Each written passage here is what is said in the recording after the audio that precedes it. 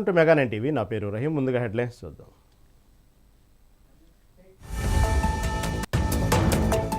ఇంద్రకీలాద్రికి Bellamkonda Srinivas, Bhairavam movie కోసం దర్శనం.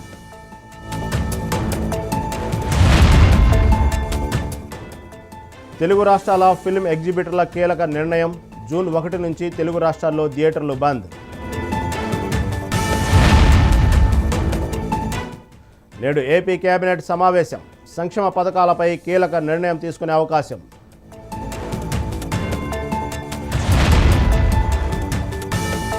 Sajjala Sridhar bail పిటిషన్పై నేడు విచారణ. సజ్జల బెయిల్ పిటిషన్పై విచారించనున్న ఏసీబీ కోర్టు.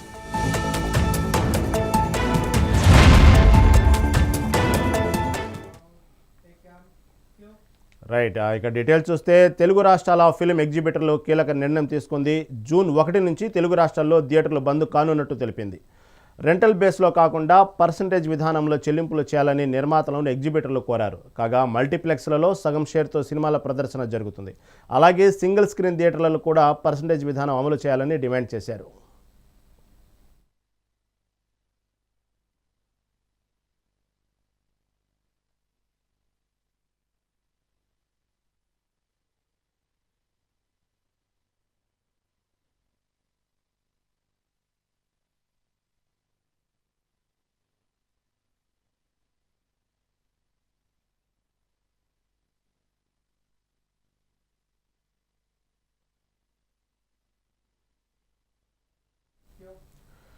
నల్గొండ జిల్లా ప్రజల సాగునీటి కష్టాలను తీర్చే లక్ష్యంతో 4 దశాబ్దాలకు పైగా సాగుతున్న Srisailam left bank canal project అనేక అనుమానాలు, ఆందోళన మధ్య కొట్టుమిట్టాడుతుంది.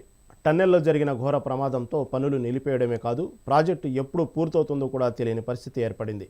తెలంగాణలో అత్యంత దీర్ఘకాలంగా నిర్మాణంలో ఉన్న ప్రాజెక్టులో ఎస్ఎల్పిసి టన్నెల్ వర్క్ ఒకటి.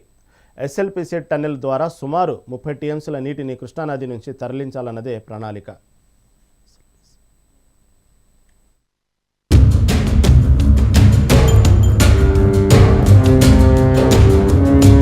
తెలంగాణలో అత్యంత దీర్ఘకాలంగా నిర్మాణంలో ఉన్న ప్రాజెక్టులో ఎస్ఎల్బీసీ టనల్ వర్క్స్ ఒకటి.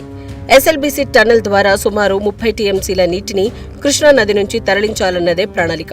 ఉమ్మడి నల్గొండ జిల్లాలో 3.5 నుంచి 4 లక్షల ఎకరాలకు సాగునీరు, 650 గ్రామాలకు తాగునీరు అందించాలన్నది కూడా ప్రభుత్వ లక్ష్యం. దీంతో పాటు భవిష్యత్తులో హైదరాబాద్ తాగునీటి అవసరాలకు కూడా నీటిని అందేలా చూడాలని కూడా అప్పట్లో నిర్ణయం తీసుకున్నారు. 42 ఏళ్ల క్రితం దీనికి బీజం పడింది. 20 ఏళ్ల క్రితం నిధులు మంజూరయ్యాయి. కానీ పనులు మాత్రం నత్తనడగన సాగుతూనే ఉన్నాయి. 2005 ఆగస్టులో అప్పటి వైఎస్ఆర్ ప్రభుత్వం 2813 కోట్ల రూపాయలతో సొరంగం పనులకు ఆమోదం తెలిపింది. ఇక 2007లో పనులు ప్రారంభమయ్యాయి.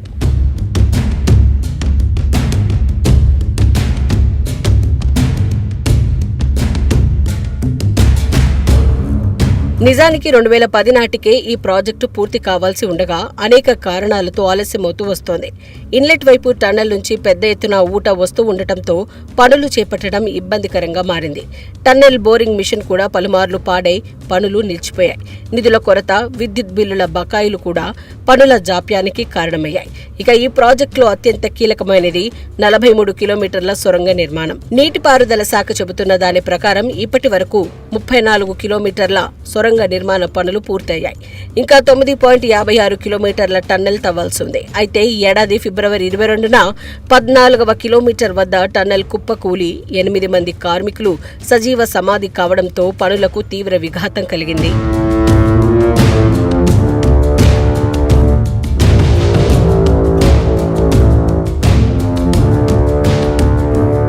ఈ ప్రమాదం నల్గొండ జిల్లా ప్రజల చిరకాల స్వప్నాన్ని దూరం చేసినట్లయింది. అయితే ఈ ప్రాజెక్టును ప్రతిష్టాత్మకంగా భావిస్తున్న కాంగ్రెస్ ప్రభుత్వం ఎలాగైనా పనులు పూర్తి చేయాలని కృతనిశ్చయంతో ఉంది. దీంతో టన్నెల్ తవ్వకం దిశ మార్చి ముందుకు వెళ్లాలని ప్రభుత్వం యోచిస్తోంది. దీనిపై సాధ్యాసాధ్యాలను నిపుణులు పరిశీలిస్తున్నారు. షీర్ జోన్ ఎగువన జలపాతాలు, నీటి ఊట, మెత్తటి మట్టి ఉండటంతో రాక్ జోన్ ప్రాంతాన్ని గుర్తించి అటువైపుగా టన్నెల్ తవ్వకం చేపట్టాలని భావిస్తోంది.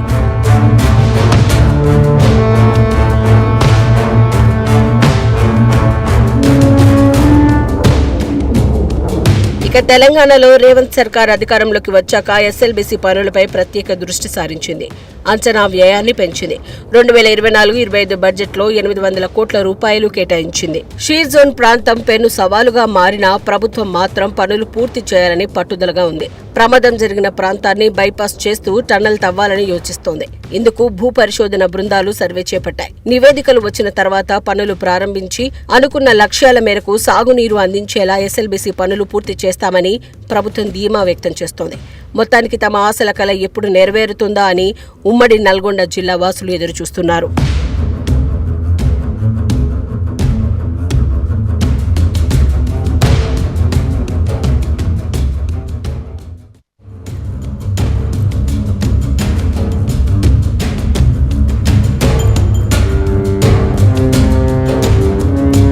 తెలంగాణలో అత్యంత దీర్ఘకాలంగా నిర్మాణంలో ఉన్న ప్రాజెక్టులో ఎస్ఎల్బీసీ టనల్ వర్క్స్ ఒకటి. ఎస్ఎల్బీసీ టన్నెల్ ద్వారా సుమారు 30 టీఎంసీల నీటిని కృష్ణానది నుంచి తరలించాలన్నదే ప్రణాళిక. ఉమ్మడి నల్గొండ జిల్లాలో 3.5 నుంచి 4 లక్షల ఎకరాలకు సాగునీరు, 650 గ్రామాలకు తాగునీరు అందించాలన్నది కూడా ప్రభుత్వ లక్ష్యం. దీంతో పాటు భవిష్యత్తులో హైదరాబాద్ తాగునీటి అవసరాలకు కూడా నీటిని అందేలా చూడాలని కూడా అప్పట్లో నిర్ణయం తీసుకున్నారు. 42 ఏళ్ల క్రితం దీనికి బీజం పడింది. 20 ఏళ్ల క్రితం నిధులు మంజూరయ్యాయి. కానీ పనులు మాత్రం నత్తనడగన సాగుతూనే ఉన్నాయి.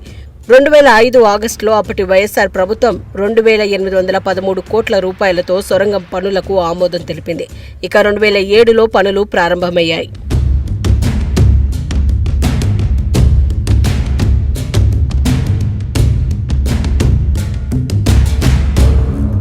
నిజానికి 2010 నాటికే ఈ ప్రాజెక్టు పూర్తి కావాల్సి ఉండగా అనేక కారణాలతో ఆలస్యమవుతూ వస్తోంది.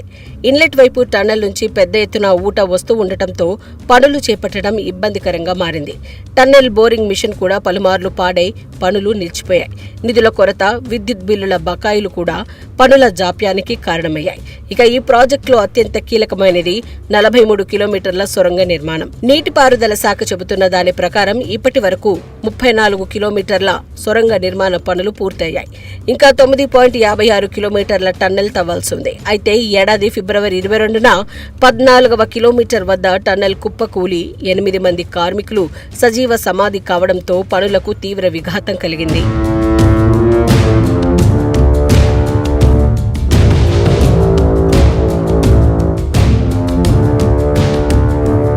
ఈ ప్రమాదం నల్గొండ జిల్లా ప్రజల చిరకాల స్వప్నాన్ని దూరం చేసినట్లయింది.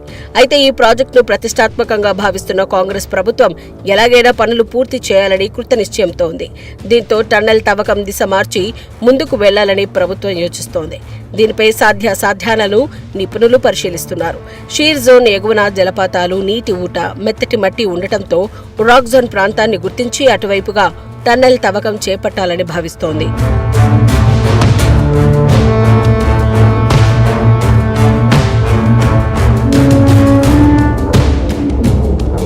ఇక తెలంగాణలో రేవంత్ సర్కార్ అధికారంలోకి వచ్చాక ఎస్ఎల్బీసీ పనులపై ప్రత్యేక దృష్టి సారించింది. అంచనా వ్యయాన్ని పెంచింది. 2024-25 బడ్జెట్లో 800 కోట్ల రూపాయలు కేటాయించింది. షీర్ జోన్ ప్రాంతం పెను సవాలుగా మారినా ప్రభుత్వం మాత్రం పనులు పూర్తి చేయాలని పట్టుదలగా ఉంది. ప్రమాదం జరిగిన ప్రాంతాన్ని బైపాస్ చేస్తూ టన్నెల్ తవ్వాలని యోచిస్తోంది. ఇందుకు భూ పరిశోధన బృందాలు సర్వే చేపట్టాయి. నివేదికలు వచ్చిన తర్వాత పనులు ప్రారంభించి అనుకున్న లక్ష్యాల మేరకు సాగునీరు అందించేలా ఎస్ఎల్బీసీ పనులు పూర్తి చేస్తామని ప్రభుత్వం ధీమా వ్యక్తం చేస్తోంది. మొత్తానికి తమ ఆశల కల ఎప్పుడు నెరవేరుతుందా అని ఉమ్మడి నల్గొండ జిల్లా వాసులు ఎదురుచూస్తున్నారు.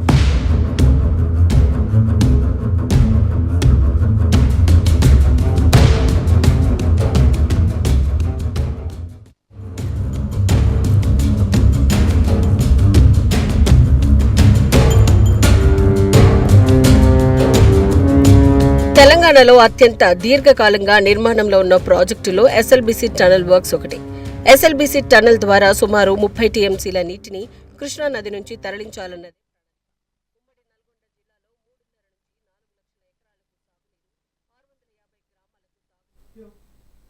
సరస్వతి పుష్కరాల్లో బోటు షికారు చేస్తూ భక్తులు ఉల్లాసం పొందుతున్నారు. గోదావరి నదిలో పడవ ప్రయాణం చేస్తూ మధురానుభూతి చెందుతున్నారు. కుటుంబ సభ్యులతో కలిసి బోటు షికారు చేస్తూ మైమరిచిపోతున్నారు. భక్తుల సౌకర్యం కోసం బోటు షికారు ఏర్పాటు చేయడం పట్ల ప్రభుత్వానికి కృతజ్ఞతలు చెబుతున్నారు. సరస్వతి పుష్కరాల్లో బోటు షికారుకు సంబంధించి మరిన్ని వివరాలు మా వరంగల్ ప్రతినిధి రాము అందిస్తారు. షికారు పోదమా అన్నట్టు సరస్వతి పుష్కరాల్లో ఎక్కడ చూసినా కూడా బోటు షికారు చేస్తూ వచ్చిన భక్తులు పూర్తి స్థాయిలో ఎంజాయ్ చేస్తున్న పరిస్థితి.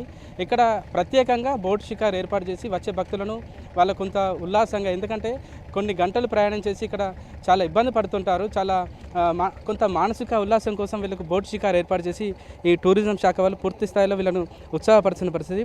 మనతో పాటు బోట్లో ప్రయాణిస్తున్న కొంతమంది భక్తులు ఉన్నారు, వాళ్ళతో మాట్లాడించే ప్రయత్నం చేస్తాం. చెప్పండి మేడం, మీరు ఏ ఊరు నుంచి వచ్చారు? ఈ బోట్ షికారు ఎలా ఉంది ఇక్కడ? మేము కల్వచెర్ల గ్రామం నుండి వచ్చామండి. బోట్ షికారు చాలా బాగుందండి. పుష్కర ఏర్పాట్లు కూడా చాలా బాగున్నాయి సరస్వతి పుష్కరాలకు. మళ్ళీ మేము కుంభమేళాకి వెళ్ళలేకపోయాం, కానీ ఇక్కడికి వచ్చి దాన్ని ఫుల్ఫిల్ చేసుకున్నాం. అందుకని చాలా హ్యాపీగా ఉంది. ఏర్పాట్లు కూడా చాలా బాగున్నాయి, చాలా బాగుంది. కుంభమేళా తెలంగాణ. చెప్పండి అమ్మా, ఇక్కడ ఈ బోట్ షికారు ఎలా ఉంది? నీ ఫస్ట్ టైం వచ్చావా ఇక్కడికి? ఎలా ఉంది? కాళేశ్వరంకి ఇది రెండోసారి నేను రావడం. మా అమ్మమ్మ వాళ్ళతో వచ్చాను చిన్నప్పుడు, చాలా బాగుంది. అప్పటికి ఇప్పటికి బోటింగ్ అంటే నాకు చాలా ఇష్టం, చాలా బాగుంది ప్రస్తుతానికి. ఇంకా మీరు చెప్పండి, మీరు చాలా ఇబ్బందులు పడుతూ ట్రాఫిక్లో 1 గంటలు 2 గంటలు ఎదురు చూసి స్వామివారి దర్శనం చేసుకున్నారు. అనంతరం మీరు ఇక్కడికి వచ్చి బోటింగ్ చేస్తున్న పరిస్థితి, ఆ ఇబ్బందులని బోటింగ్తో మీరు మర్చిపోయారా? ఎలా ఉంది? అవునండి, ఇప్పుడు ఎంత దూరం ప్రయాణం చేసినా కష్టపడి ఇక్కడికి వచ్చేసరికి ఏర్పాట్లు కానీ బోటింగ్ కానీ చాలా అద్భుతంగా చేసిండ్రు. నిజంగా తెలంగాణ గవర్నమెంట్కు మరొకసారి కృతజ్ఞతలు. యూపీలో జరిగిన కుంభమేళా కంటే అద్భుతంగా తయారు ఇక్కడ చేసిండండి, చాలా బాగా చేసిర్రు. బోటింగ్ కానీ ఎంతో ఉల్లాసంగా అనిపిస్తుంది. ఇక్కడి నుంచి వెళ్ళబుద్ధి కావట్లేదు. 1 గంట కష్టపడి వచ్చినాం. ఓకే, జనమని పబ్లిక్ వస్తూనే ఉంటారు, కానీ చాలా అద్భుతంగా చేసిరు సార్ ఏర్పాట్లు కూడా. టెంపుల్లో కానీ ఘాట్లో కానీ ఇంత లక్షల మంది చేసుడు అంటే చాలా గ్రేట్. ముఖ్యంగా మినిస్టర్ గారికి, మా తెలంగాణ మంత్రి నియోజకవర్గం మన శ్రీధర్ బాబు గారికి ప్రత్యేక కృతజ్ఞతలు. లక్షల మంది భక్తులు వస్తున్నా కూడా వాళ్ళకి ఎలాంటి ఇబ్బందులు కాకుండా పూర్తి స్థాయిలో ప్రభుత్వం అయితే ఏర్పాట్లు చేసింది. మేము కొన్ని గంటలు దర్శనం కోసం జర్నీ చేశాము, కానీ మాకు అలాంటి ఇబ్బందులన్నీ బోటింగ్ ద్వారా మేము మర్చిపోయాము, చాలా ఉల్లాసంగా గడుపుతున్నాం అని చెప్పేసి. సార్ చెప్పండి, మీరు ఎక్కడి నుంచి వచ్చారు? ఈ బోటింగ్ మీకు ఎలా ఉంది? మేము హైదరాబాద్ నుంచి వచ్చామండి. బోటింగ్ చాలా బాగుంది, అన్ని రీజనబుల్గా ఉన్నాయి. ఒక సజెషన్ ఏంటంటే ట్రాఫిక్ కొంచెం ఇంప్రూవ్ చేస్తే కొంచెం టైం సేవ్ అవుతుంది, మిగతాదంతా పర్ఫెక్ట్ ఉంది. It's very boat ride. బాగానే ఉంది. Okay, it's very Sunny. So చాలా బాగుందని చెప్పేసి వీళ్ళందరూ చాలా ఉత్సాహంగా గడుపుతున్నారు. మనతో పాటు ఇక్కడ కొంతమంది వీళ్ళు బోట్ రైడింగ్ ఎవరైతే చేస్తారో వాళ్ళు కూడా ఉన్నారు, వాళ్ళతో మాట్లాడించే ప్రయత్నం చేస్తారు. ఎందుకంటే ఇక్కడ వీళ్ళకి రెగ్యులర్గా వీళ్ళకు ఇదంతా పెద్దగా ఏముండదు, కానీ వీళ్ళకు ఈ పుష్కరాల నేపథ్యంలో వీళ్ళకి ఏ విధంగా సాగుతుంది, వీళ్ళకి ఇన్కమ్ ఎలా వస్తుందో ఒకసారి వీళ్ళని అడిగి తెలుసుకునే ప్రయత్నం చేద్దాం. చెప్పండి, మీకు రెగ్యులర్గా భక్తుల రద్దీ ఇక్కడ కొంచెం తక్కువగా ఉంటుంది, ఈ పుష్కరాల నేపథ్యంలో మీకు ఎలా ఉంది? రెగ్యులర్గా ఎలా ఉంటుంది, ఇప్పుడు ఎలా ఉంది? రెగ్యులర్గా నార్మల్గానే ఉన్నది, ఇప్పుడు కొద్దిగా బాగా జనాలు వస్తున్నారు. గత 2 రోజుల నుంచి రాలేదు, కానీ శని ఆదివారాలు చాలా పబ్లిక్ ఉన్నారు. ఇప్పుడు బాగానే ఉన్నది, మాకు చాలా గిరాకీ కూడా అవుతుంది. అంటే రెగ్యులర్గా భక్తుల రద్దీ కొంత తక్కువగా ఉంటుంది, ఇప్పుడు లక్షల్లో భక్తులు వస్తుంటారు. మీకు ఇన్కమ్ ఇప్పుడు ఎలా ఉంది? రెగ్యులర్గా మీకు మీ పరిస్థితి ఏంది? అసలు ప్రభుత్వం నుంచి మీకు ఇంకా ఏమైనా కావాల్సి ఉంటుంది? మాకు రెగ్యులర్గా ఏమి ఇన్కమ్ ఉండదు. అంతలా మాకు ఇదేంటి అంటే మన అంటే కూలీ వైజ్గా డబ్బులు వస్తాయి, దాంతో జీవిస్తాం మేము. ఇప్పుడు ఏమన్నా ఎక్కువ వస్తాయని మా ఉద్దేశం, అంతేగాని అయితే మాకు ప్రభుత్వం నుండి అన్నీ ఓకే, మాకు అన్ని పర్మిషన్స్ ఇచ్చిండ్రు, అంతా బాగానే ఉన్నది. చాలా గంటలు మేము కష్టపడి ప్రయాణం చేసి ఇక్కడ చేరుకున్న తర్వాత పూర్తి స్థాయిలో మేము చాలా ఇబ్బందులు పడ్డాము. దర్శనం చేసుకోవడం ఇంకెంత గంటలు పడుతున్నాం. ఒకవేళ ట్రాఫిక్లో 2-3 గంటలు ఇరుక్కున్నా కూడా దర్శనం దగ్గర మాత్రం మాకు ఎలాంటి ఇబ్బందులు కాలేదు. కనీసం ఒక పావు గంట 6 గంటలపై మాకు దర్శనం అయిపోయింది. ఎన్ని మేము ఇబ్బందులు పడ్డా కూడా ఈ బోటింగ్ ద్వారా మేము పడిన కష్టం మొత్తం మేము మర్చిపోయాము. స్వామివారిని కూడా మంచిగా మనస్ఫూర్తిగా దర్శనం చేసుకున్నాం. అంతేకాకుండా ఈ బోట్ షికారు కూడా తెలంగాణ ప్రభుత్వం చాలా బాగా చేపట్టింది, వాళ్ళకు కృతజ్ఞతలు చెప్తున్నారు ఈ ప్రజలు కూడా. చూడాలి, ఈ బోట్ షికారు రెగ్యులర్గా ఇది కొనసాగితే మాత్రం మాకు కూడా ఒకంత ఇన్కమ్ ఉంటుందని ఈ బోటు వాళ్ళు ఎవరైతే ఉంటారో వాళ్ళు కూడా ఒకంత ఆశాభావం వ్యక్తం చేస్తున్న పరిస్థితి. కెమెరా పర్సన్ భిక్షపతితో రాము, మెగనంటి, వరంగల్. బాపట్ల జిల్లాలోని సింగరకొండలో మంత్రులు గొట్టిపాటి రవికుమార్, డోలా పర్యటించారు. ఈ సందర్భంగా ప్రసన్నాంజనేయ స్వామి విమాన శిఖర మహాకుంభాభిషేకంలో మంత్రులు గొట్టిపాటి, డోలా, ఎమ్మెల్యేలు దాంచర్ల, ఇంటూరి తదితరులు పాల్గొన్నారు. అనంతరం మంత్రి గొట్టిపాటి స్వామివారికి పట్టు వస్త్రాలు సమర్పించి సింగరకొండ క్షేత్ర వైభవం పుస్తకాన్ని ఆవిష్కరించారు. నూతన ధ్వజస్తంభ స్థాపన, మహాకుంభాభిషేకం కార్యక్రమాలు ఘనంగా జరిగాయని మంత్రి తెలిపారు. ప్రసన్నాంజనేయ స్వామివారి ఆలయాన్ని మరింత అభివృద్ధి చేసేందుకు కృషి చేస్తామంటున్నారు.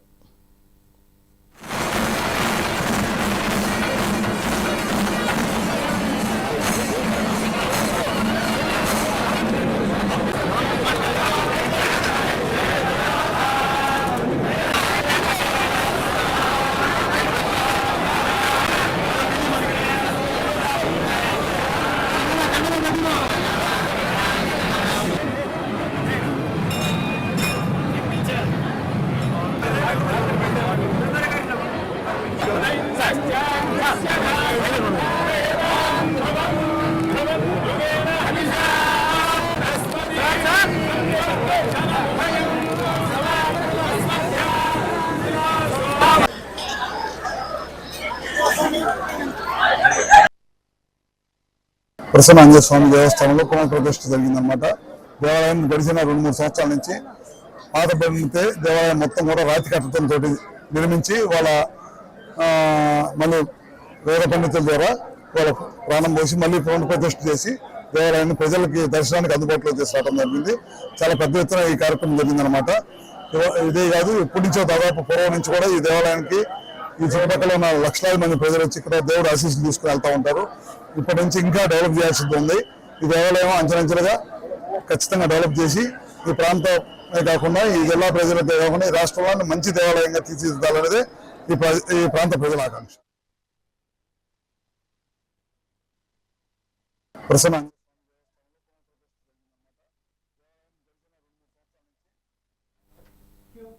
వ్యక్తిగత కక్షల కోసం వ్యవస్థలను ఉపయోగించడం ఎంతవరకు సబబని Aam Aadmi party regional coordinator నేతి ఉమామహేశ్వరరావు అన్నారు.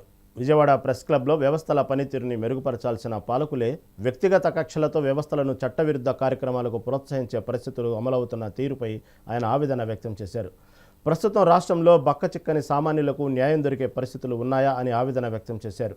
రాజకీయాలకు అతీతంగా తటస్థంగా ఉండాల్సిన వ్యవస్థలు రాజకీయ పార్టీలకు తొత్తులుగా మారాయని అన్నారు. వ్యక్తిగత కక్షల కోసం వ్యవస్థలను ఉపయోగించుకొని ప్రత్యర్థులను లేకుండా చేయాలన్న కుట్ర జరుగుతుందన్న అంశం మీద ఈరోజు ఆంధ్రప్రదేశ్ ఆమ్ ఆద్మీ పార్టీగా మేము మాట్లాడదలుచుకున్నాం. ఇక్కడ మేము చెప్పదలుచుకున్నది, ఇక్కడ వల్లభనేని వంశీ అనే వ్యక్తి ఫోటో చూస్తే అనారోగ్యంతో ఎలా ఉన్నాడో, ఆల్మోస్ట్ వెయిట్ లాస్, కానీ తను చంపేయాలని కుట్రలో భాగంగానే వ్యవస్థలు పనిచేస్తున్నాయి అనేది వాళ్ళ భార్య ఆరోపించడం, అలాగే మనందరికి కూడా అనుమానం కలగమానదు. ఎందుకంటే ఒక వ్యక్తి ఇంత వెయిట్ లాస్ అవటం, అలాగే ఇంత అనారోగ్య పాలయ్యే పరిస్థితి ఉన్నాయంటే లోకేష్ బాబు అనే వ్యక్తి ప్రత్యర్థులను, ముఖ్యంగా వల్లభనేని వంశీ అనే వ్యక్తిని లేకుండా చేయాలన్న దానికోసం వ్యవస్థలను వాడుకోవడం మీదనే మేము ఈరోజు మాట్లాడుతూ ఉన్నాం. ఇక్కడ గత ప్రభుత్వంలో, ముఖ్యంగా గత టీడీపీ ప్రభుత్వం ఉన్నప్పుడు ఎవరైతే ఉన్నారో వీళ్ళు మాట్లాడిన విధానం మనం చూస్తే, ఆ రోజు అక్కడ చంద్రబాబు నాయుడు గారిని అరెస్ట్ చేసినప్పుడు ఇక్కడ చూడండి, నా హత్యకు కుట్ర జరుగుతూ ఉందని వల్లభనేని వంశీ వాళ్ళ వైఫ్ మాట్లాడిన పరిస్థితి, అలాగే గత ప్రభుత్వంలో వీళ్ళు కూడా మాట్లాడిన పరిస్థితి, చంద్రబాబు నాయుడు గారిని అరెస్ట్ చేయడానికి కుట్ర జరుగుతుందని ఆ రోజు వాళ్ళు మాట్లాడిన పరిస్థితి. పల్నాడు జిల్లాలో పేదల విద్యకు కూటమి ప్రభుత్వం అండగా ఉంటుందని ఇంధన శాఖ మంత్రి గొట్టిపాటి రవికుమార్ పేర్కొన్నాడు.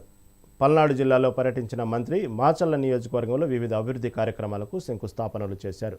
పల్నాడు జిల్లా పరిధిలో పలు అభివృద్ధి పనులకు మంత్రి శంకుస్థాపనలు చేశారు. సుమారు 5.78 కోట్లతో విద్యాలయాలకు నూతన భవనాలు, అదనపు వసతుల కల్పన పనులకు మంత్రి గొట్టిపాటి భూమి పూజ చేశారు. ముందుగా కారంపూడిలోని కస్తూర్బా గాంధీ బాలికల విద్యాలయంలో 2.55 కోట్లతో ఏర్పాటు చేయనున్న అదనపు వసతుల పనులకు శంకుస్థాపన చేశారు.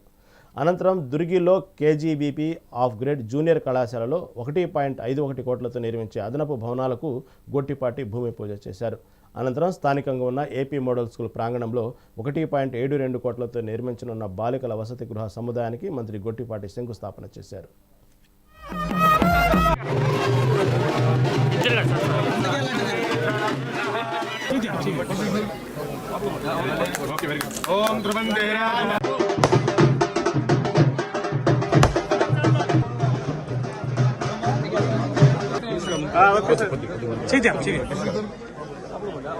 Okay, very good.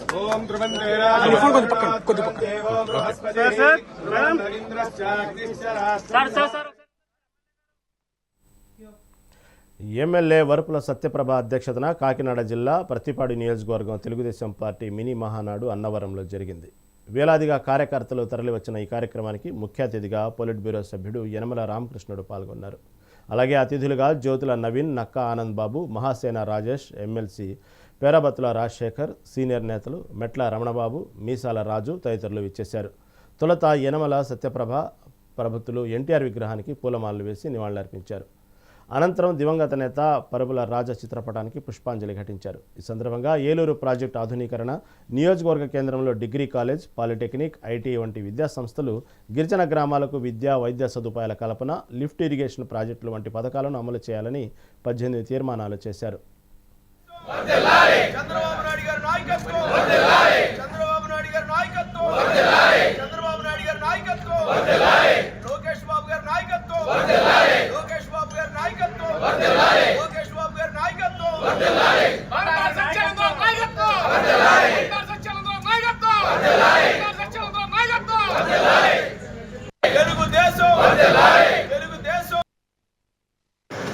Telugu Desam party ఆవిర్భావం నుంచి మహానాడు అనేది తెలుగుదేశం పార్టీ ప్రజలకు అందించేటువంటి గొప్ప పండగ.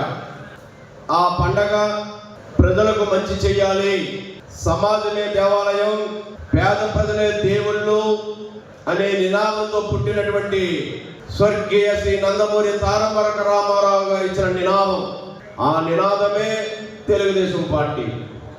తెలుగుదేశం పార్టీ ఆవిర్భావం నుంచి నేటి వరకు క్రమం తప్పకుండా మహానాడు కార్యక్రమాలతో ప్రజల్ని చైతన్యవంతులు చేస్తూ అధికారం ఉన్నా లేకపోయినా ఒకే పందాలో ప్రజాసేవ చేస్తూ ప్రజల గుండెల్లో చిరస్థాయిగా ఉండే విధంగా ఆంధ్రప్రదేశ్ ఆనాడు ఉమ్మడి రాష్ట్రం తెలుగు ప్రజల కోసం పాటుపడిన పార్టీ ఏదైనా ఉంది అంటే, స్వాతంత్రం వచ్చిన తర్వాత పేదల కోసం పాటుపడిన పార్టీ ఏదైనా ఉంది అంటే అది ఒక తెలుగుదేశం పార్టీ.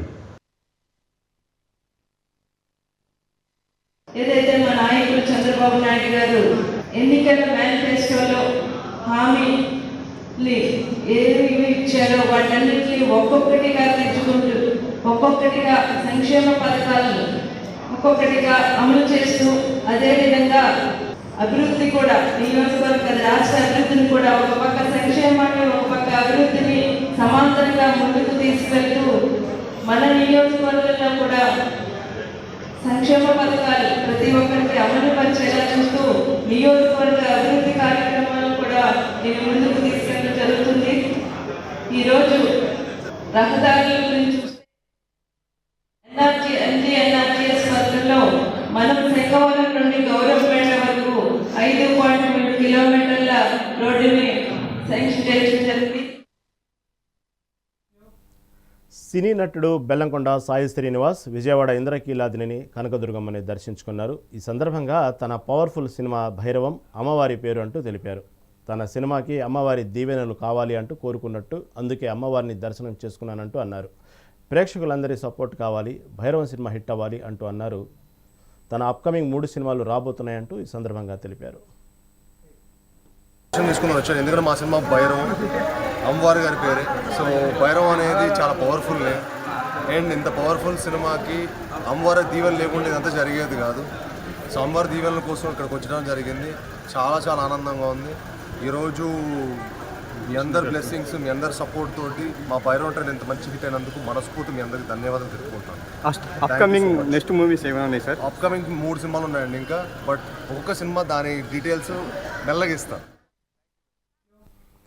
తిరుపతి జిల్లా తిరుమలలో భద్రతా సిబ్బంది ఆకస్మిక తనిఖీలు నిర్వహించారు.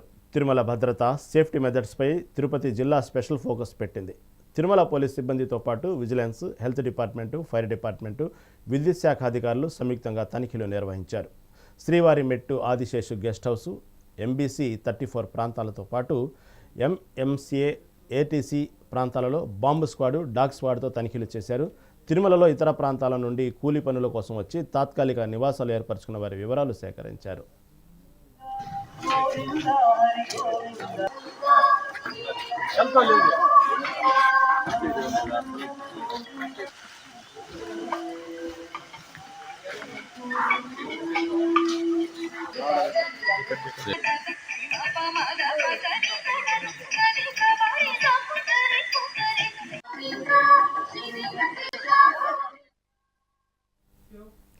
వాళ్ళు పిల్లలు కాదు, పిడుగులు. తేడా వస్తే తాట తీస్తారు. ఆడపిల్లలే కదా అని లైట్ తీసుకున్నారో అంతే సంగతులు. ఏంటి ఇంతలా చెబుతున్నారని ఫీల్ అవుతున్నారా? ఈ స్టోరీ చూస్తే ఫీల్ అవ్వడం కాదు, షేక్ అవుతారు. ఎందుకంటే వాళ్ళు నేర్చుకునేది ఆషామాషి ఆట కాదు, బాక్సింగ్. పంచు పడితే ఫ్లాట్ అవ్వాల్సిందే. తమకంటూ చరిత్రలో ఒక ప్రత్యేక పేజీ ఉండాలి, నలుగురిలో ప్రత్యేకంగా ఉండాలి అనే ఆలోచన వారిని క్రీడల వైపు అడుగులు వేసేలా చేసింది. ఈ క్రీడలో ఆడవాళ్లు రాణించలేరు అనే మాటలే వారిని బాక్సింగ్ వైపు చూసేలా చేసింది. రింగ్లోకి దిగితే పథకం ఖాయమనే రీతిలో తమ ప్రతిభను ప్రదర్శిస్తున్నారు పిఠాపురానికి చెందిన బాక్సర్లు.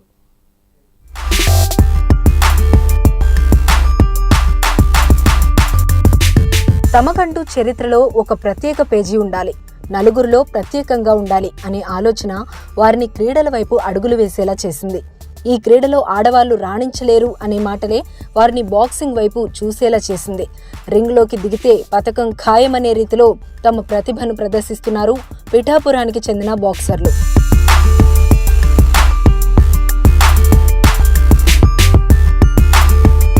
ఇటీవల కాలంలో భారత్ బాక్సింగ్లో దూసుకెళ్తుంది.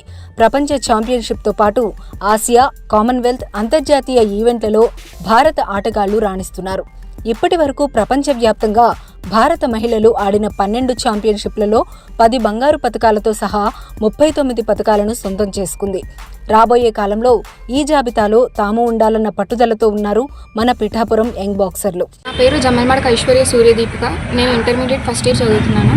నేను చాలా కాలంగా లక్ష్మణ్ సార్ దగ్గర బాక్సింగ్కి కోచింగ్ తీసుకుంటున్నాను.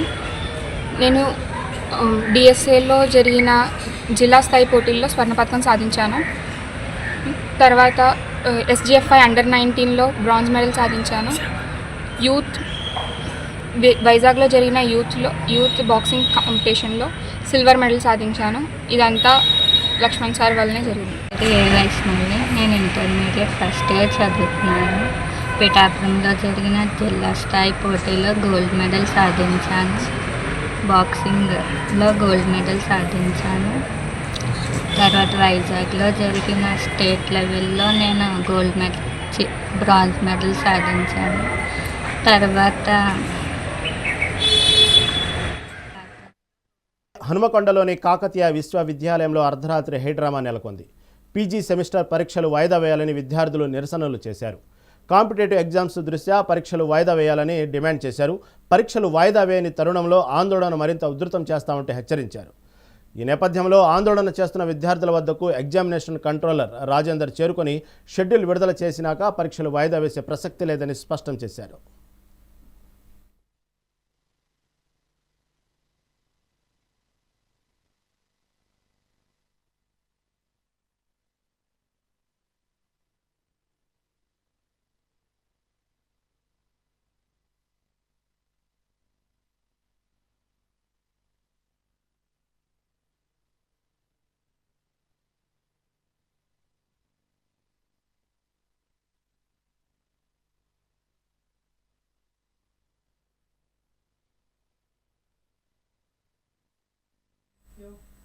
ఖమ్మం నగరంలో తిరంగా ర్యాలీ సందర్భంగా ఉద్రిక్త వాతావరణం నెలకొంది. ఇల్లందు క్రాస్ రోడ్డు సమీపంలో ర్యాలీ రాగా ఇరు వర్గాల మధ్య మాటల యుద్ధం జరిగింది. ఇరు వర్గాలు టూటౌన్ పోలీస్ స్టేషన్ ఎదుట భారీగా మోహరించారు.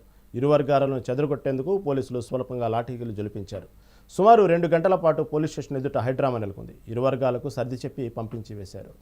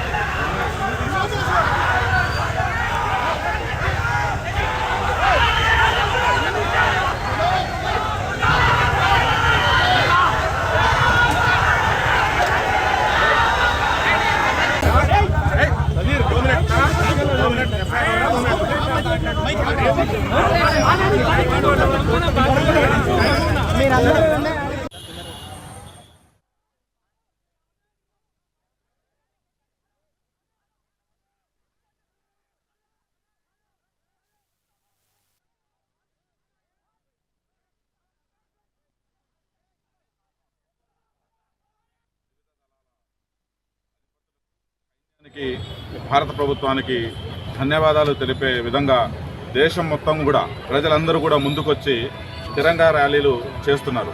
దానిలో భాగంగానే ఇలా జాతీయవాదులు అందరూ కలిసి ఖమ్మంలో ట్యాంక్ బండ్ నుంచి సర్దార్ పటేల్ స్టేడియం వరకు తిరంగా ర్యాలీని చేయడం జరుగుతుంది.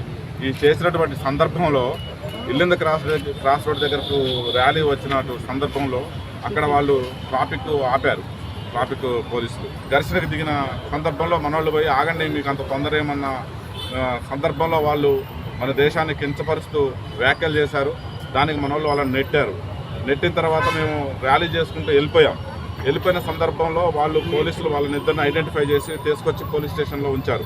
ఇదంతా అయిపోయిన తర్వాత విషయం ఏం జరిగిందనేది సిఐ గారిని తెలుసుకోవడానికి మేము వచ్చిన సందర్భంలోనే ఈ లోపలనే పోలీస్ స్టేషన్లో ఒక 200 మంది వాళ్ళ తాలూకు జనాలు పోగారు. అంటే దీన్ని మనం ఏ విధంగా అర్థం చేసుకోవాలో మీ ఊహకే వదిలేస్తున్నాం. జీవిత దళాల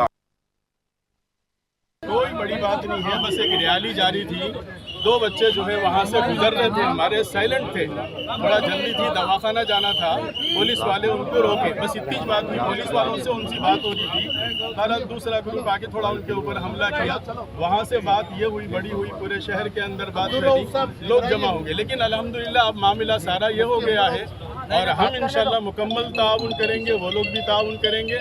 हमारे खम्मम का माहौल अल्हम्दुलिल्लाह अब तक बहुत अच्छा रहा है। हम तमाम लोगों से, अपने हिंदू भाइयों से भी और हमारे अपने भाइयों से भी अपील करते हैं कि देखो माहौल शांत रखो, अमन के साथ रहो, इसी में हमारी तरक्की और भलाई है। व्हाट्सएप वगैरह के अंदर इन चीज़ों को डालकर मजीद इसको ख़राब करने की कोशिश मत कीजिए, इससे आपका हमारा सबका नुकसान होगा। ఏదైతే చట్టపరంగా ఏదైతే పరిస్థితులు జరుగుతాయో దాని మీద వాస్తవాలు నిగ్గదేల్చమని చెప్పాం. రేపు సాయంత్రం కల్లా మాకు చెప్తా ఉన్నారు. దాంతో అందుకని దయచేసి ఇక్కడ ఎవరు వచ్చినా యువత అన్ని సెక్షన్ వాళ్ళకి అప్పీల్ చేసేదంటే దయచేసి తమ ఇళ్ళకి వాళ్ళు వెళ్ళిపోండి, ఎక్కడ కూడా రాత్రుల్లో తిరగబాకండి, ఒక మంచి వాతావరణం చెడగొట్టబాకండి. మీ అందరి నుంచి మా तरफ से मैं मनवी करता हूँ। ये माहौल मोहब्बत का बनाने का, अमन के बनाने का पूरे मुल्क का माहौल है। हम तमाम लोगों से गुजारिश करते हैं कि व्हाट्सएप के ऊपर, ग्रुपों के ऊपर कोई खबर न चलाएं और कोई लोग उसके ऊपर जो है तवज्जो न दें, इत्मीनान के साथ रहें। इंशाल्लाह सारे मसाइल आसानी के। దక్షిణ మధ్య బంగాళాఖాతంలో ఏర్పడిన అస్థిర పరిస్థితులు, ఉపరితల ఆవర్తన ద్రోణి ప్రభావంతో తెలుగు రాష్ట్రాల్లో పలు చోట్ల విస్తారంగా వర్షాలు కురుస్తున్నాయి. సాధారణంగా జూన్లో వచ్చే నైరుతి రుతుపవనాలు ఈసారి ముందుగానే కదులుతున్నాయి. రాష్ట్రంలో 2 రోజులుగా వాతావరణం చల్లబడింది. 30 నుండి 40 కిలోమీటర్ల వేగంతో ఈదురుగాలులు వీస్తున్నాయి.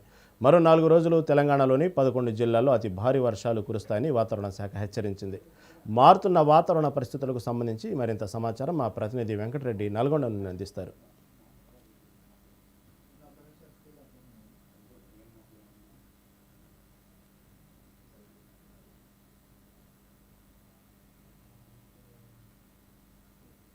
దక్షిణ మధ్య బంగాళాఖాతం అదేవిధంగా అరేబియా సముద్రంలో కేంద్రీకృతమైనటువంటి ఉపరితల ఆవర్తన ధోని ప్రభావంతో ఇక నైరుతి ఋతుపవనాల రాక కూడా ఇక మే ఎండింగ్ వరకు కూడా ఇక తీరాన్ని తాకే అవకాశం ఉంది. ఇక ఈ నెల 24వ తేదీకి కేరళ దాటినటువంటి ఋతుపవనాల నేపథ్యంలోనే ప్రస్తుతం ఇక తెలుగు రాష్ట్రాల్లో విస్తారంగా వర్షాలు కురుస్తున్నాయి. దాంట్లో భాగంగా తెలంగాణలో 2 రోజుల నుంచి కూడా వాతావరణం మొత్తం పూర్తిగా చల్లబడిపోవడమే కాకుండా మరో 4 రోజుల పాటు భారీ నుంచి అతి భారీ వర్షాలు కురుస్తాయని చెప్పి వాతావరణ శాఖ ఐఎండీ ఇప్పటికే ప్రజలను అప్రమత్తం చేస్తూ కూడా ప్రభుత్వాలకు కూడా సూచనలు ఇస్తున్న పరిస్థితి అయితే ఉంది. ఇక ఈ నేపథ్యంలోనే తెలంగాణలో ఉన్నటువంటి 11 జిల్లాలకు ఎల్లో అలర్ట్ అయితే జారీ చేసిన పరిస్థితి. ఇక ఇప్పటి వరకు ఇక హైదరాబాద్తో పాటు నల్గొండ, మహబూబ్నగర్, ఆదిలాబాద్ ఇక మరొక 8 జిల్లాలలో కూడా ఎల్లో అలర్ట్ జారీ చేసిన ప్రాంతాలలో మాత్రం వాతావరణం మొత్తం ఇక తక్కువ డిగ్రీలు నమోదయ్యే అవకాశం అయితే ఉంది ఉష్ణోగ్రతలో. అదేవిధంగా మరికొన్ని జిల్లాల్లో ఎక్కువగా ఎండవేడితో పాటు ఉక్కపోత ఉంటుందని చెప్పి ఇప్పటికీ ఐఎండీ స్పష్టం చేసిన నేపథ్యం ఉంది. ఇక ఉమ్మడి నల్గొండ జిల్లాకు సంబంధించి ఇప్పటి వరకు అయితే ఇక 3 రోజుల నుంచి కూడా కొన్ని చోట్ల భారీ వర్షాలు అయితే కురుస్తున్నాయి. ఇక ఐకేపీ, పిఎస్సిఎస్ కేంద్రాల్లో ధాన్యం రాసులన్నీ కూడా తడవడంతో రైతులంతా తీవ్ర ఆందోళనలో ఉన్నారని చెప్పొచ్చు. ఇక ప్రభుత్వాలు ఎక్కడికక్కడ ధాన్యం తడవకుండా చర్యలు చేపట్టినప్పటికీ కూడా కొన్ని చోట్ల తాటిపత్రిలో ఉన్నటువంటి కొరత కావచ్చు, ఇక తార్పాలు ఎక్కడ కూడా సప్లై లేకపోవడంతో కూడా కొంతమంది అయితే ధాన్యం తడిసిందని చెప్పి రైతులు ఆవేదన వ్యక్తం చేస్తున్నారు. ఇంకా 4 రోజుల పాటు ఇక వర్షాలు ఉంటాయని చెప్పి ఇప్పటికే వాతావరణ శాఖ హెచ్చరించిన నేపథ్యంలోనే అప్రమత్తంగా ఉండాలంటూ జిల్లా కలెక్టర్లకు ప్రభుత్వం కూడా ఆదేశాలు ఇచ్చింది. ఇక ఓవైపుకు కుండపోతగా హైదరాబాద్ నగరంలో వర్షం కురుస్తోంది. ఆ నీరంతా కూడా మూసీ నుంచి నకరకల్లు, నల్గొండ, మిర్యాలగూడ మీదుగా కూడా వచ్చే అవకాశం ఉండడంతో ఇప్పటికే నిండుకుండలా ఉన్నటువంటి మూసీ పరిసర ప్రాంతాల్లో ఎవరు కూడా డౌన్లో చేపల వేటకు వెళ్ళొద్దంటూ కూడా అధికారులు అయితే ఇక ఇటు జాగ్రత్తలు అయితే చెప్తున్న పరిస్థితి ఉంది. ఇక ఎవరు కూడా విద్యుత్ తీగల వద్దకు వెళ్ళొద్దు. కొత్తగా ఇప్పుడు నైరుతి ఋతుపవనాలు వస్తున్న నేపథ్యంలోనే మొత్తం కరెంటు మోటార్లన్నీ కూడా రిపేర్లు చేస్తున్న పరిస్థితి. దీంతో వర్షాకాలం చాలా అప్రమత్తంగా ఉండాలంటూ అధికారులు అయితే సూచిస్తున్నారు. ఇంకా 4 రోజుల పాటు ఇంకా నల్గొండ జిల్లాలో కూడా వర్షాలు వస్తాయని చెప్పి ఇప్పటికే ఎల్లో అలర్ట్ జారీ చేసిన నేపథ్యంలోనే ప్రజలంతా అప్రమత్తంగా ఉండాలి. ఇంకా ధాన్యం రాశులపై కూడా పట్టాలు కప్పుకొని కూడా ఇంకా ప్రభుత్వంకు ఎక్కడికక్కడ సమాచారం అందజేస్తూ సహాయాన్ని పొందాలని చెప్పి కూడా ఇటు కలెక్టరేట్లో ఒక నెంబర్ని కూడా ఇచ్చారు. ఇక టోల్ ఫ్రీ నెంబర్ ద్వారా ప్రజలు ఎప్పటికప్పుడు అప్రమత్తం అవుతూ కూడా ప్రభుత్వ సహాయాన్ని పొందాలంటూ జిల్లా కలెక్టర్ చెప్తున్న పరిస్థితి అయితే ఉంది. ఇంకా 4 రోజుల పాటు అంటే 2 రోజుల నుంచి ప్రారంభమైనటువంటి వర్షాలు 4 రోజుల పాటు ఇంకా వాతావరణ శాఖ చెప్పిన నేపథ్యంలోనే వస్తాయని చెప్పిన నేపథ్యంలో ప్రస్తుతం అయితే ప్రజలంతా అప్రమత్తంగా ఉండాల్సిన అవసరం అయితే ఉంది. ఇక నైరుతి ఋతుపవనాలు జూన్ మొదటి వారంలో రావాల్సి ఉండగా ఇక వారం రోజుల ముందుకు కూడా జరగడంతో ఇక ఇప్పటికే అండమాన్ నికోబార్ దీవులతో పాటు కర్ణాటక మీదుగా తెలంగాణ వైపుకు ఋతుపవనాలు కదులుతూ ఉన్నాయి. ఏర్పడినటువంటి ఉపరితల ఆవర్తన ధోని 1.5 కిలోమీటర్ల ఎత్తులో కూడా ఇక కొనసాగుతూ ఉందని చెప్పి ఐఎండీ అధికారులు అయితే చెప్తున్నారు. దీంతో రాబోయే రోజుల్లో వర్షాలు తీవ్రంగా కురుస్తాయి. గత సంవత్సరం కంటే కూడా ఈసారి ఎక్కువగా వర్షాలు కురుస్తాయని చెప్పి అంచనా కూడా వేస్తున్న నేపథ్యంలోనే ఓవైపు రైతాంగం అంతా వ్యవసాయ పనులు ముమ్మరంగా కొనసాగిస్తూ ముందుకు సాగుతున్నప్పటికీ మరొక వైపు మాత్రం ఇంకా కళ్ళాలలో ధాన్యం అమ్ముడుపోక లారీల కొలతతో ఇంకా తడిసిన ధాన్యాన్ని ఎలా అమ్ముకోవాలని ఆవేదనతో కొంతమంది రైతులు అయితే ఉన్నారు. దీనికి సంబంధించి ప్రభుత్వం వెంటనే స్పందించి ఖచ్చితంగా ఆ రైతులను ఆదుకోవడమే కాకుండా ఇక ముందుకు జరిగినటువంటి కాలం వారం రోజుల నేపథ్యంలో ఇక ముందుగానే నైరుతి ఋతుపవనాలు ఇక ఈ నెల ఎండు వరకే వేసవి కాలం కిందకే కూడా ఇప్పటికే ఐఎండీ చెప్తూ వస్తుంది. జూన్ మొదటి వారం నుంచి మొదటి తేదీ నుంచే వర్షాకాలంగా భావించాలంటూ కూడా వాతావరణ శాఖ చెప్తున్న నేపథ్యంలోనే రైతులంతా కూడా అప్రమత్తంగా కొంతమంది ఉండాల్సిన అవసరం అయితే ఉంది. మరొక వైపుకు ధాన్యం కొనుగోళ్లకు సంబంధించి కూడా ప్రభుత్వం దీనిపై యుద్ధ ప్రాతిపదికన చర్యలు తీసుకొని ఎక్కడ ఎవరికి ఇబ్బంది కలగకుండా పూర్తి స్థాయిలో రైతులను ఆదుకోవాల్సిన అవసరం అయితే ఉందని చెప్పి రైతులు కోరుతున్న పరిస్థితి కూడా ఉంది. ఇది ప్రస్తుతం వర్షానికి సంబంధించినటువంటి తాజా అప్డేట్. నల్గొండ జిల్లా నుంచి విజయ్ వెంకటరెడ్డి, మెగా 9 టీవీ. ఖమ్మం జిల్లాలో రైతు వేదికలు నిరుపయోగంగా మారుతున్నాయి. అధికారులు చుట్టం చూపుగా వస్తుండటంతో రైతు వేదికలు అరాచకాలకు అడ్డగా మారుతున్నాయి. కొన్ని ప్రాంతాల్లో ఆఫీసుల్లోని స్టేషనరీ కనిపించడం లేదన్న ఆరోపణలు వినిపిస్తున్నాయి.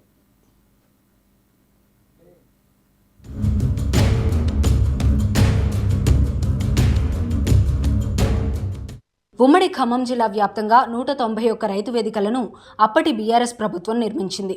వీటిలో ఖమ్మం జిల్లాలో 124, భద్రాద్రి కొత్తగూడెం జిల్లాలో 67 వేదికలు ఏర్పాటు చేశారు. ఒక్కో వేదికకు 22 లక్షల రూపాయలతో 191 కేంద్రాలకు గాను సుమారు 42 కోట్లు కేటాయించారు. రైతు భరోసా, రైతు బీమా, 2 లక్షల రుణమాఫీతో నూతన రుణాలు మంజూరు, సబ్సిడీపై యంత్ర పరికరాలు తదితర కార్యక్రమాలను అమలు చేసే ఉద్దేశంతో రైతు వేదికలు ఏర్పాటు చేసింది అప్పటి బీఆర్ఎస్ ప్రభుత్వం. కొండంత ఆశయంతో ఏర్పాటు చేసిన రైతు వేదికల నిర్వహణ, ఛార్జీల చెల్లింపు విషయంలో సంబంధిత అధికార యంత్రాంగం నిర్లిప్తంగా ఉండటంతో రైతు వేదికల నిర్వహణ గాలిలో దీపంలా మారింది.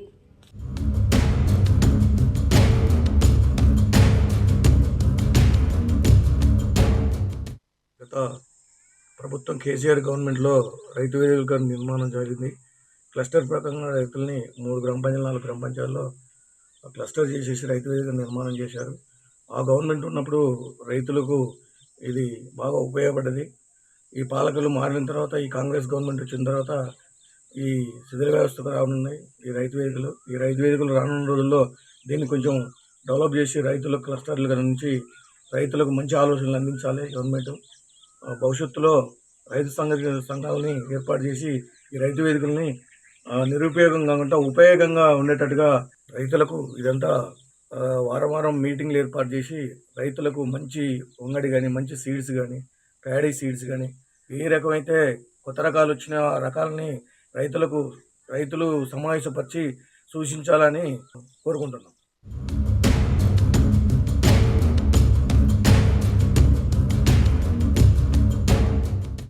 ఇటీవల కాంగ్రెస్ ప్రభుత్వం ప్రతిష్టాత్మకంగా రైతుల సంక్షేమ కార్యక్రమాలను రైతు వేదికల ద్వారానే అమలు చేయడానికి శ్రీకారం చుట్టింది. 5,000 హెక్టార్లకు ఒక్కొక్క క్లస్టర్ చొప్పున ఆయా క్లస్టర్ల వారీగా లక్షల ఖర్చు చేసి రైతు వేదిక నిర్మించారు. కానీ వాటి నిర్వహణకు రాష్ట్ర ప్రభుత్వం నిధులు మంజూరు చేయకపోవడంతో రైతు వేదికల నిర్వహణ చేయలేక వ్యవసాయ శాఖ అధికారులు చేతులెత్తేశారు. దీంతో రైతు వేదికల తలుపులు తెరిచేవారే కరువయ్యారు. రైతు వేదికల నిర్మాణం చేసిన మొదట్లో వ్యవసాయ శాఖ అధికారులు రైతులకు వారం శిక్షణా తరగతులు నిర్వహించేవారు. కానీ 2 ఏళ్లుగా శిక్షణా తరగతులు కరువయ్యాయి. ఏఈఓలు రైతు వేదికలకు చుట్టపు చూపుగా వచ్చిపోతున్నారు. ఊరు పొలిమేరలో రైతు వేదికలు నిర్మించడంతో వాటి రక్షణ కరువైంది.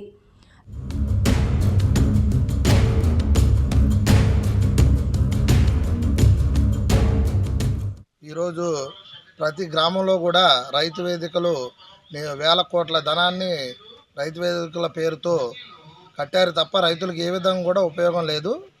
రైతులు సమస్యల గురించి కానీ రైతుల యొక్క గిట్టుబాటు ధరల గురించి కానీ ఈరోజు గ్రామాలలో ఆ రైతు వేదికలలో ఏ రోజు కూడా మీటింగ్ పెట్టింది కూడా లేదు.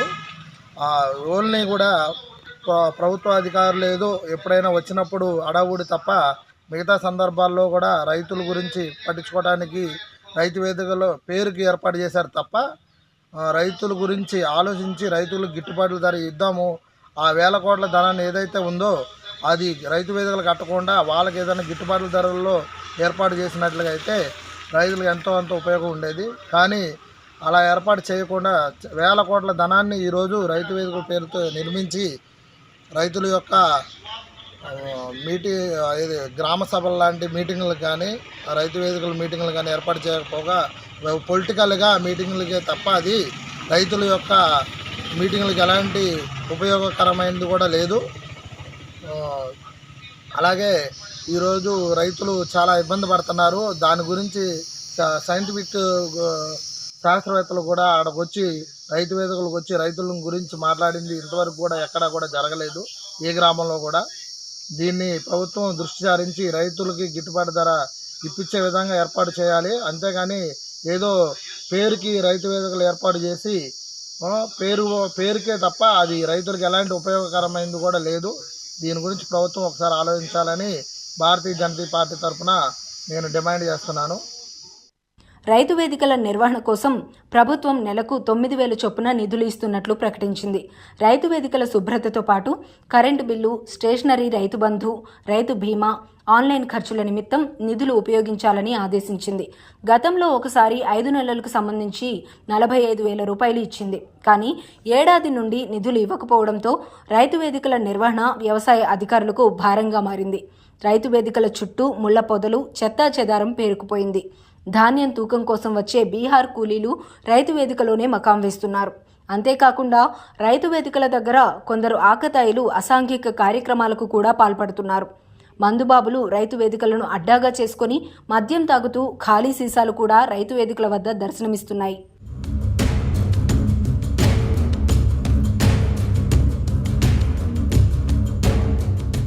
రైతు వేదికలని చెప్పేసి ఊరూరా వేల కోట్ల రూపాయలతోటి రైతు వేదికలకు నిర్మించారు.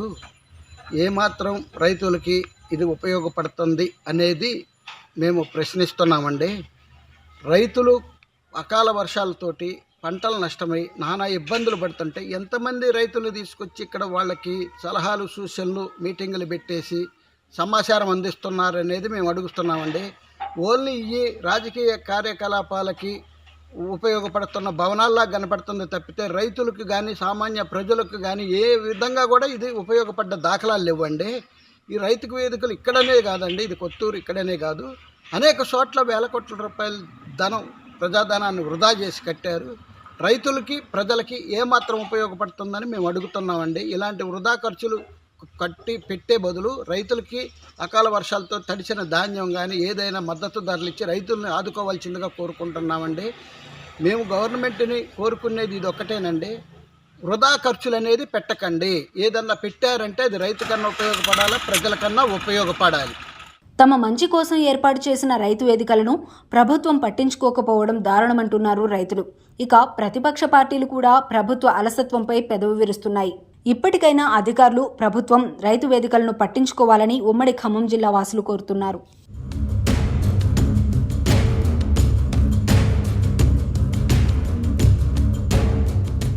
రైతు వేదికలు ఒకప్పుడు బాగానే ఉపయోగపడ్డాయి, కానీ ప్రజెంట్గా ఉన్న సిచ్యువేషన్లో ఎప్పుడన్నా ఏమన్నా మీటింగ్లు పెడితేనే అడపా వాడుతున్నారు. రీసెంట్గా మా అయ్యవ గారు, తర్వాత మేడం గారు ఫోన్ చేసి ఆన్లైన్ పాస్బుక్లు ఉన్న ప్రతి ఒక్క రైతుని రావాలంటే మొన్న 3 రోజుల క్రితం వచ్చారండి.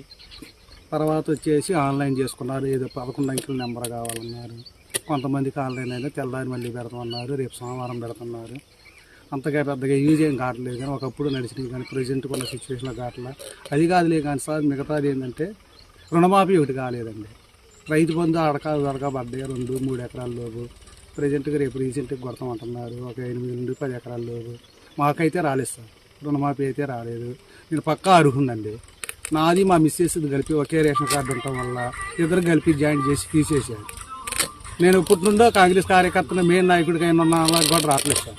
అదొకటి కాకుండా మా కొండవాళ్ళు ఒక్కరికి 2 లక్షలు అందరికి కాకుండా 1 లక్ష కొట్టినా కూడా అందరూ హ్యాపీగా ఉండేవాళ్ళు. వచ్చినోడే నవ్వుతుండే, రానోడే ఏడుతుండే. ఇది ఏది బాగాలేదు సార్. ఎన్నోసార్లు పెట్టినాం. ఇదిగో అన్నారు మా డిప్యూటీ సీఎం బట్టి గారికి కూడా నివేదిక ఇచ్చాం సార్.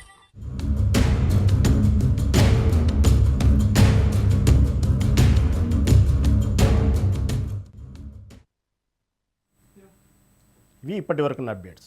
చూస్తుండండి mega 9 TV.